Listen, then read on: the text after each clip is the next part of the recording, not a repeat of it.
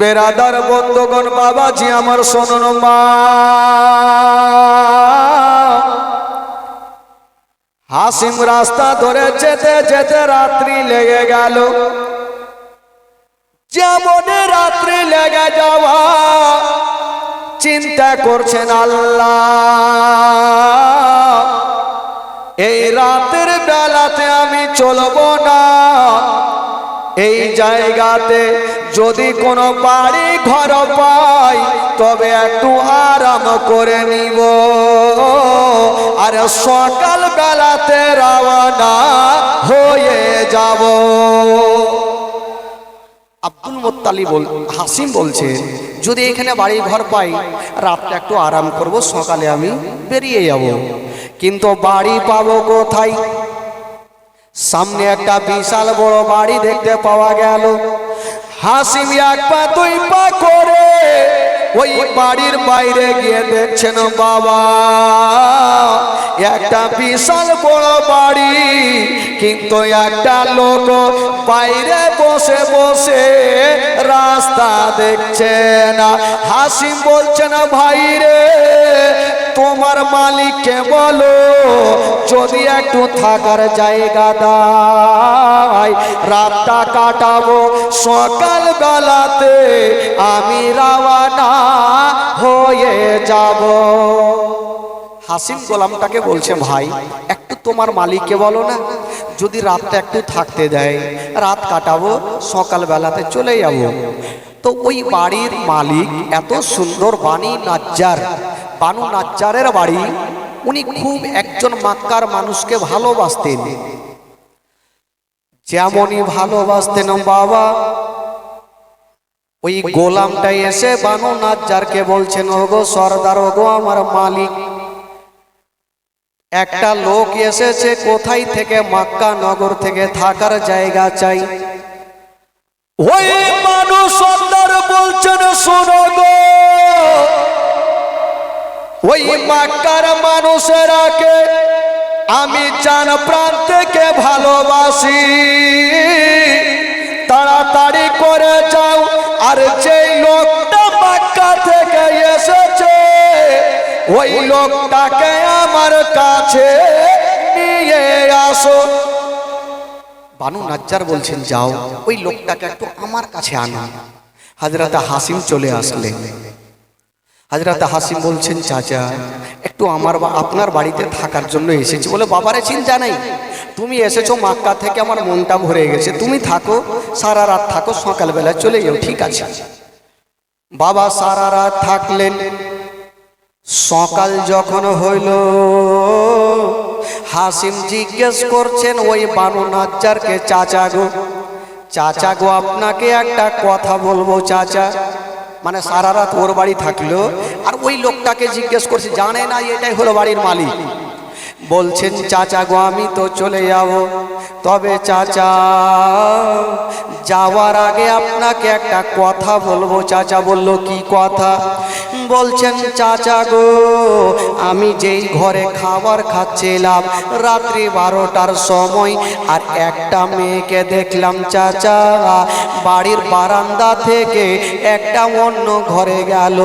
চাচা গো মনে যদি কোনো রাগ না করেন তবে বলেন দেন চাচা ওই মেয়েটা কেটা ছিল?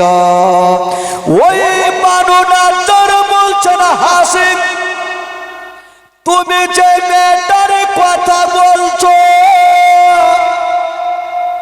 ওটা অন্য কেউ নয়, অন্য কেউ নয়, ওটাই হলো আমার বেটি।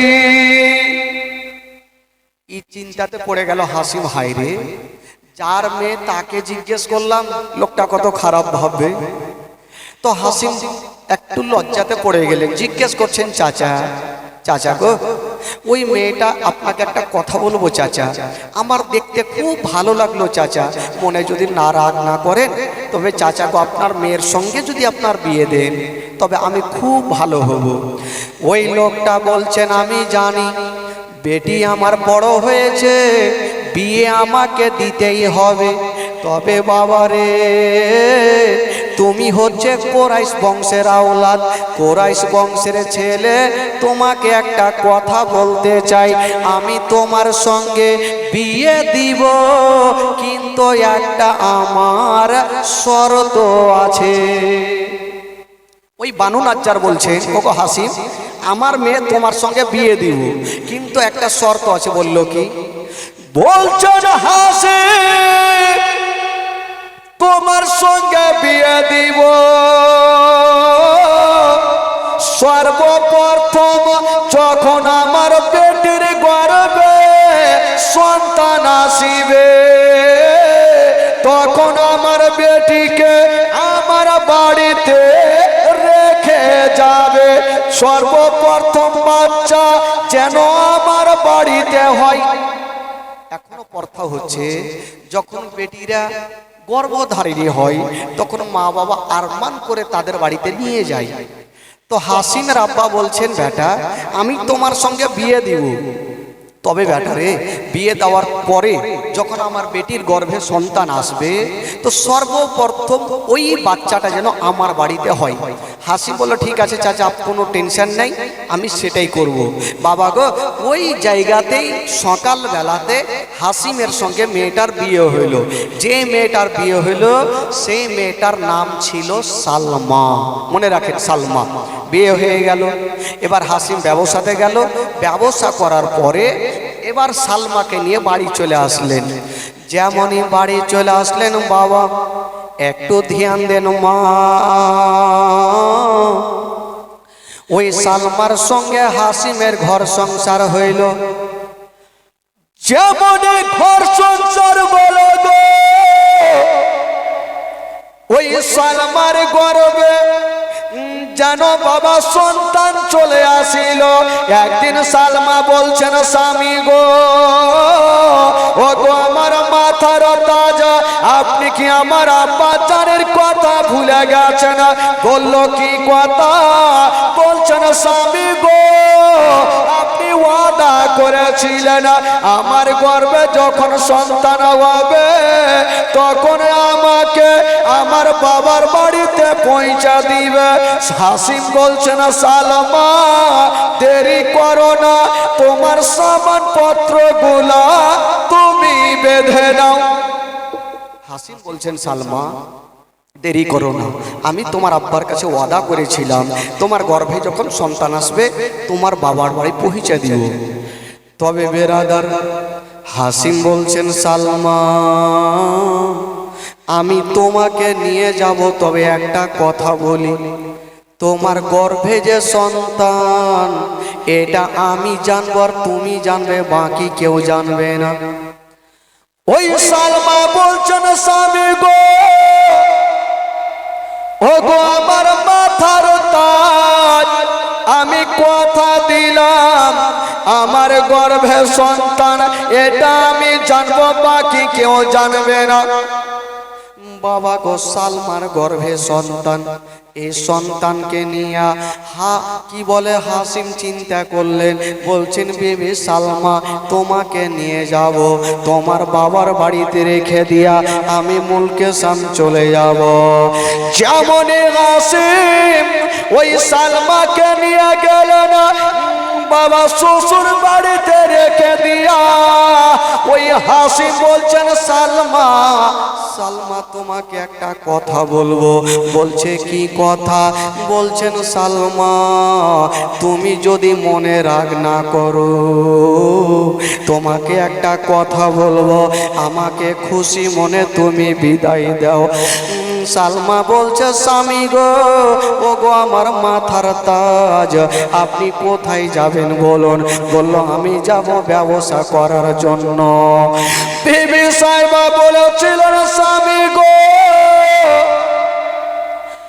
শুনেছি ওই মুলকে সামনে রাস্তা ভালো নাই। বলছেন, স্বামী গো জানি না, আপনাকে পারমিশন দিতে আমার খুব ভয় লাগছে। বাবা গো শুনেন, মা গো কলেজা ফেটে যাবে মা। ওই সালমা বলছেন, স্বামী গো, ও গো আমার মাথার তাজা, আপনাকে আমি ওই ব্যবসাতে পাঠাবো, তবে প্রচুর যেন আমাকে ভয় লাগে। বলছেন সালমা তুমি চিন্তা করো না, আমি ভালো অবস্থায় তোমার কাছে ফিরে আসব। এবার সালমা স্বামীকে বিদায় দিচ্ছেন বাবা, আর হাসিম যেন বিদায় নিয়ে যাচ্ছে না। আজকাল যখন বাবা কোনো ভাই বাবাজি দিল্লি বোম্বাই যাবে গো, আর বিবেকনেরা পিছন থেকে শুধু তাকিয়ে তাকিয়ে দেখবে স্বামী আমার যেন ভালো অবস্থায় আমার কাছে ফিরে আসে। সালমা স্বামীকে বিদায় দিচ্ছেন বাবা, কিন্তু সালমার চোখ দিয়ে পানি ঝরে যাচ্ছে। মা গো শোনেন মা গো, কলেজা খানা পেটে যাবে মা। সালমা কাঁদছেন আর বলছেন স্বামী গো আপনাকে বিদায় দিব, তবে আমার দিলখানা যেন কান্দে। স্বামী গো আপনাকে বিদায় দিব, কিন্তু আমার মনটা ভালো করে না। শুনেছি ওই মুলকে সামনে রাস্তা ভালো নেই, কিন্তু বেরাদার ওই সালমার গর্ভে কিন্তু এখন সন্তান এসে গেছে। সালমা বলছেন স্বামী গো ও গো আমার মাথার তাজ, আপনাকে আমি পারমিশন দিলাম, কিন্তু বেরাদার বন্ধুরা কোন স্বামী যদি দিল্লি বোম্বাই যাই গো, তবে বিবি গনেরা পিছন থেকে তাকিয়ে তাকিয়ে দেখে আর দোয়া করে আল্লাহ আমার স্বামী যেন ভালো অবস্থায় আমার বুক কানে ফিরে আসে। সালমা বিদায় দিচ্ছেন স্বামীকে, কিন্তু সালমার চোখ দিয়ে যেন পানি ঝরে যাচ্ছে। বেরাদার যেটাই ভয় করলো সেটাই হইল। হারিস কি বলে হাসিম যেন চলতে লাগলো। মনকে সাম ব্যবসা করে যখন বাবা শ্বশুর বাড়ি আসলো, শ্বশুর বাড়ি আসতে নাই হাসিম যেন অবস্থায় খারাপ হয়ে গেল, ও অসুস্থ পড়ে গেল। ও যুবকেরা যেমনই অসুস্থ লাগো ওই জায়গাতে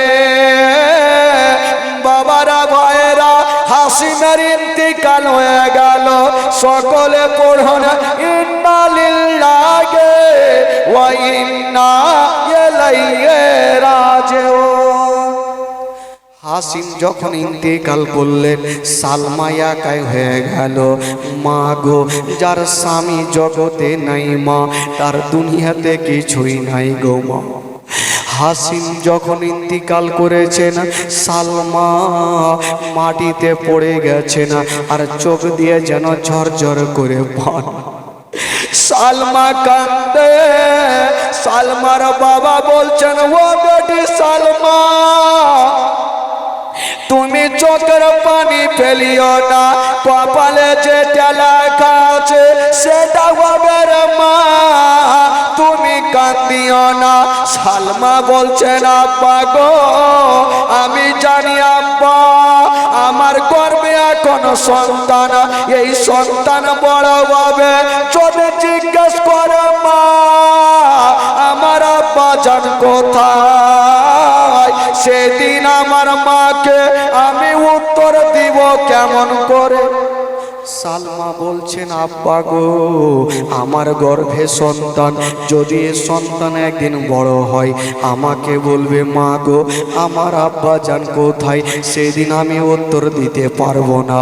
খোদার কসম দিন যাই সময় কাটে, ওই সালমার গর্ভে থেকে একটা সন্তান জন্ম হইল, যে সন্তানের নাম রাখা হলো সাইবা। ওই সন্তানের নাম বাবা সাইবা রাখা হলো, যে সাইবাটাই হবে আব্দুল মুত্তালিব। ওই সাইবা সালমার কাছে বড় হয়। যখন সাইবা বড় হলো তার মা বলছেন বেটারে যখন বেরাদারা আগেকার ছেলেরা যখন বড় হতো তার মায়েরা তীর কামানের শিক্ষা দিত। আগে যখন কোনো সন্তান বড় হইতো তো তার মায়েরা তীর কামান শিক্ষা দিত। তো সাইবা বাবাহারা মার কাছে মানুষ হচ্ছেন। তো একদিন সাইবা মাঠের মধ্যে গিয়ে তীর শিখছেন বাবা। তো অনেক ছেলেরা আছে সাইবার সঙ্গে তীর শিখছেন, যেই গাছটাকে মারছে সেই গাছটাকে কিন্তু লেগে যাচ্ছে। সাইবা চিৎকার করে বলছেন, ওরে ছেলেরা, তোমাদের নিশানা মিস্টেক হয়ে যেতে পারে, কিন্তু আমার নিশানা মিস্টেক হবে না। জোরে বলুন সুবহানাল্লাহ। সাইবা বলছেন তোমাদের নিশানা মিস্টেক হবে, এখনো জায়গা হচ্ছে না নাকি ভাই? একটু বসেন, চুপচাপ বসেন, চুপচাপ বসে, দেরি করিন না ভাই, একটু বসে যান। আমি ভাবলাম যে আজকে বৃষ্টি দিন লোকজন আসবে না, বাপরে কুণ্ঠে থেকে যে চলে আসলো সব, বস গে খালাগে মাগে বুবুগে, हाँ चिंता नहीं, सब भर गया, चारों तरफ भर गया। চেয়ার শর্ট পড়ে গেল না, কালকে থেকে নিচে জায়গা দিবে নিচে। হ্যাঁ, আল্লাহ যদি দিনটাকে ভালো করে। হ্যাঁ, মাটিতে না বসলে মন ভালো লাগে, চেয়ারে বসবে কে ঢুলবে কে মুখের ভরে পড়বে বলা মুশকিল আছে বাবা গো। তবে একটু শুনুন, শুধু আজকে গোড়াটা বানছি, জীবনীটা তো কালকে হবে। কাজে কিছুক্ষণ পরে আওলাদে রাসূল স্টেজে চলে আসবে। তবে সাইবাটা হবে আমার নবীর দাদুজান আব্দুল মুত্তালিব। ছোট্টকালে মার কাছে আছেন আর মা শিক্ষা দিচ্ছেন, বেটা যাও তুমি তীর আন্দাজ শিখো। তো সাইবা বাচ্চাকালে গিয়ে তীর ধনুক শিখছেন, আর অন্য ছেলেরাও গিয়েছে। তবে অন্য ছেলেরা যে গাছটাকে মারে লাগে না, আর সাইবা যে গাছটাকে মারে একটুও মিস্টেক হয় না, লেগে যায়। আর সাইবা চিৎকার করে বলছেন, ও বন্ধুরা, তোমাদের নিশানা মিস্টেক হয়ে যেতে পারে, কিন্তু আমার নিশানা মিস্টেক হবে না। এই জন্য হবে না, আমি গোলাম হাসিমের ছেলে, আমি হলাম হাসিমের বেটা। এই কথা বলছেন ভাই। আর ওই রাস্তা ধরে একটা মক্কার লোক চলে যাচ্ছে। ওই লোকটা চিন্তা করলেন যে এটাই তো হবে নবীর কি বলে হাসিমের ছেলে। গিয়ে বাবা ওই কাকে মক্কার সর্দারকে বললেন, মুত্তালিবকে বলছেন, হাগো আপনার ভাতিজা, আপনার নাম শুনেছি, আপনি এত মক্কার মোতাওয়াল্লি, কাবা শরীফের মোতাওয়াল্লি আপনাকে মানে, আর আপনার একটা বাবাহারা ভাতিজাকে আপনি কি বলে ফেলে রেখেছেন তার নানির বাড়িতে কেন? বলে আপনার ভাই হাসিমের বিবি সালমার গর্ভে থেকে একটা সন্তান জন্ম হয়েছে, হাসিমটা তো আপনার ভাই। বলে হ্যাঁ, তো আপনার ভাতিজাকে আপনি লালন পালন করতে পারছেন না? মুত্তালিব যেন কাঁদতে লাগলেন, আল্লাহ জানি না আমার ভাতিজা, আজ থেকে আমি যদি কোনোদিন জানতাম আমার ভাতিজা বেঁচে আছে, তবে আমি কখনো মক্কা নগরে বসতাম না। ওই মুত্তালিব দেরি করলেন না যাওয়ার জন্য, বাবা তৈরি হয়ে গেল। যেমনই যাচ্ছেন বাবা, নবীর দাদু জান সাইবা যেন জঙ্গলে খেলাধুলা করছেন বাবা। ওই মুত্তালিব দেখছেন আল্লাহ, ওই যেন সাইবাকে দেখছেন বাবা, ওই সাইবাকে দেখছেন পুরো হাসিমের মতো দেখতে লাগে। মুত্তালিব দেরি করলেন না, পিছন থেকে গিয়ে বলছেন, বাবা আচ্ছা বলো মক্কা নগরে কি তোমাদের কেউ আছে? বলছেন চাচা গো, আমি কানে শুনেছি, চোখে দেখিনি। মক্কা নগরে আমার একটা চাচা আছে, যার নাম হইল মুত্তালিব। এই কথা যেমনই বলতে নাই, মুত্তালিব বলছেন ভাতিজা, আচ্ছা বলো, আমি যদি তোমাকে ভাতিজা বলে বুকে লাগাই, তুমি কি আমার বুকে আসবে না? ওই সাইবা বলছে না চাচা, আমার মা জগতে বেঁচে নাই, আমার আব্বা বেঁচে নাই। যদি এরকম কেউ কথা বলে তবে কতটা খারাপ লাগবে। সাইবা বলছেন চাচা গো, আমি মার কাছে থাকি, আমার আব্বা জান বেঁচে নাই। আমার আব্বা জান শুনেছি মুলকে সামনে রাস্তাতে গিয়ে হারিয়ে গেছে, আর যেন জীবিত ফিরেনি। মুত্তালিব বলছেন সাইবা, তুমি একবার আমার বুক কানে চলে আসো। সাইবা বলছেন চাচা গো, আমি আপনার বুকে যাব, একবার আমাকে বুক কানাতে জড়িয়ে ধরে নাও। সাইবাকে বাবা গো, মুত্তালিব যেমনই বুকখানে জড়িয়ে ধরেছে, সাইবা দুই হাতে ধরে আছে। বাবা বেঁচে নাই, বাবার ভালোবাসা মনে হচ্ছে সাইবা পেয়ে গেল।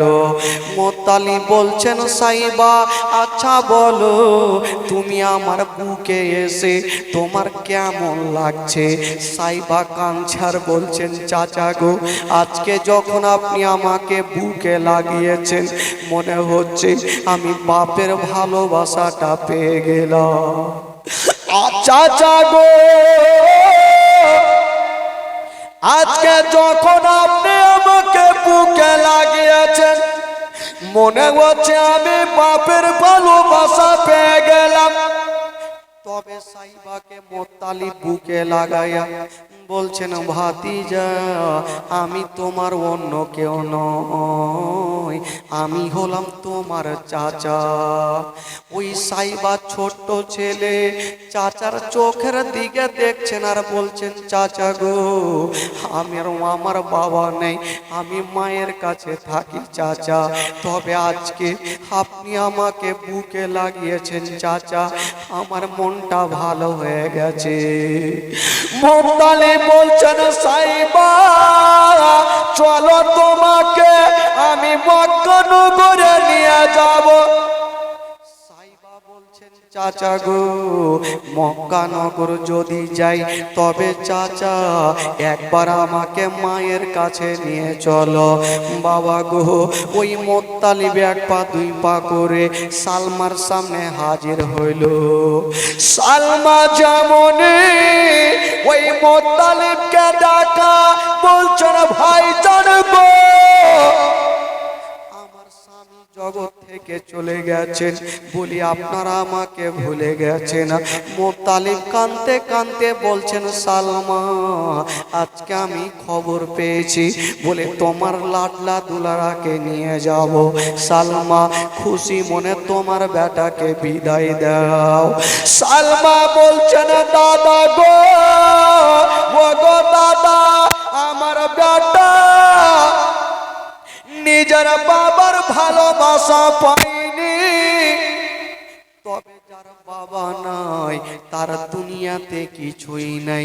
ওরে যুবকেরা, একটু ধ্যান দেন বাবা, যখন ঘটনাটা বইয়ে পড়েছিলাম চোখের পানি ধরে রাখতে পারিনি।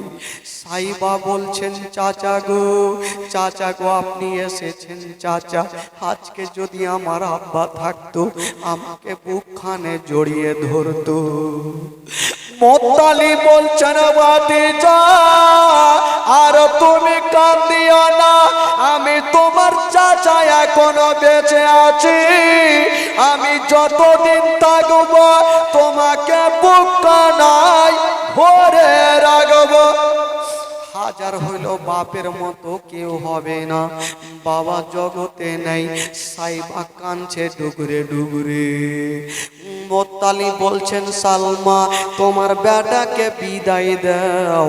সালমা বেটাকে বিদায় দিচ্ছে না, মুত্তালিবের হাতখানা ধরে বলছে হো গো হুজুর, আমার বেটাকে আমি আপনার সঙ্গে পাঠালাম, কোনোদিন কষ্ট দিয়েন না। তবে হুজুর একটা কথা বলি, মক্কা নগরে যদি কোনোদিন কোনো খাবার তৈরি করবে তবে ও আপনার ছেলের মুখে দিও না, আগে এই ইয়াতিমের মুখে দিও, যেন পাপ বলে মনে না হয়। মুত্তালিব বলছেন সালমা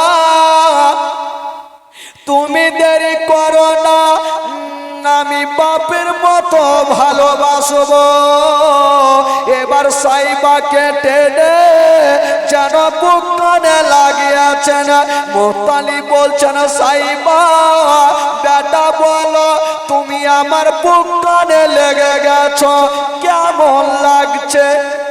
সাইবা কাঁদতে কাঁদতে বলছেন চাচা আপনি যখন আমাকে বুকে লাগিয়েছেন মনে হচ্ছে বাপের যেটুকু কমতি আর কমতি থাকলো না, আমার মনটা ভরে গেছে। ওই মুত্তালিব ওই সাইবাকে নিয়ে যেন রাস্তা ধরেছেন, বাবা চলে যাচ্ছেন চলে যাচ্ছেন, যেতে যেতে বন্ধুরা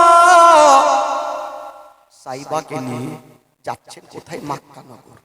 একটা লোক জিজ্ঞেস করছেন হাগো মুত্তালিব আপনার পিছনে যে ছেলেটা আছে ওটা কে, এত সুন্দর দেখতে কেটা? মুত্তালিব চিন্তা করছেন তখন মক্কা নগরে একটা আওয়াজ ছিল, যখন কোনো সন্তান মায়ের গর্ভে থাকতে তার বাবা ইন্তিকাল করে যেত তাকে সবাই খারাপ বলে জানতো। তো মুত্তালিব চিন্তা করলেন আমি বলবো তো বলবো কি, এখন যদি বলি এটা মাহার আমার ভাতিজা তো সবাই ঠাট্টা করবেন না, সঙ্গে সঙ্গে বলেছিল শুনো আমার পিছনে যে ছেলেটা বসে আছে ওটা হচ্ছে আব্দুল মুত্তালিব, অর্থাৎ আমার গোলাম। আব্দুল মুত্তালিব সাইবা নামটা কেটে গেল আর আব্দুল মুত্তালিব নামটা চালু হয়ে গেল। আব্দুল মুত্তালিব থাকতে লাগলেন, দিন যেতে লাগলো, সময় কাটতে লাগলো, আস্তে আস্তে করে আব্দুল মুত্তালিব বড় হইল, বিবাহ শাদী হলো, কাবা শরীফের মোতাওয়াল্লি হলো। বাবা গো কেতাবে লিখছেন আব্দুল মুত্তালিবের 10টা বেটা, কোন কেতাবে লিখছেন 11টা আর কোন কেতাবে লিখছেন 10টা। এবার জীবনী শুরু হচ্ছে ভাই, কোন কেতাবে লিখছেন 11টা আর কোন কেতাবে লিখছেন 10টা। বেশিরভাগ কেতাবে লিখছেন আব্দুল মুত্তালিবের বেটা হলো 10টা।